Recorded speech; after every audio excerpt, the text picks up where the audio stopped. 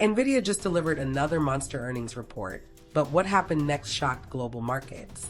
The company briefly sent Wall Street into celebration mode, then triggered one of the biggest reversals in recent months. And yes, all of that happened in the same trading session. So let's break down exactly what went on. Nvidia's latest quarterly report looked incredible on paper. Revenue came in at $57.01 billion, beating expectations. Earnings per share hit $1.30, and the company projected $65 billion in revenue for the current quarter. Investors loved it. The stock jumped as much as 5%, adding more than $130 billion in market value during after-hours trading.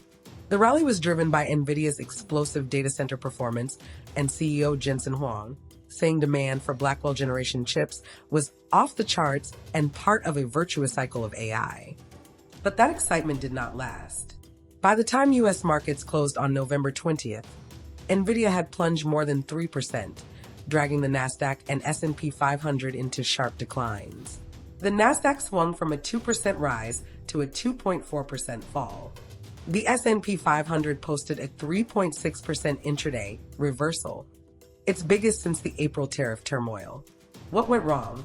Traders began digging into the financial fine print. Nvidia's accounts receivable jumped from $23.1 billion to $33.4 billion.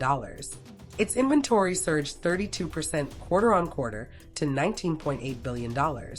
These numbers raised concerns about revenue recognition, demand clarity, and supply buildup. Analysts also flagged concentration risk. For customers individually accounted for more than 10% of Nvidia's quarterly revenue, a big risk when global AI spending is under scrutiny. And then came the second blow.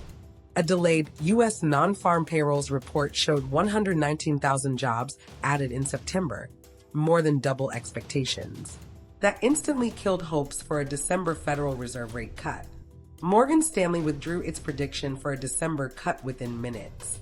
This triggered a wider risk-off move across equities, crypto, and rate-sensitive markets. The panic spread worldwide.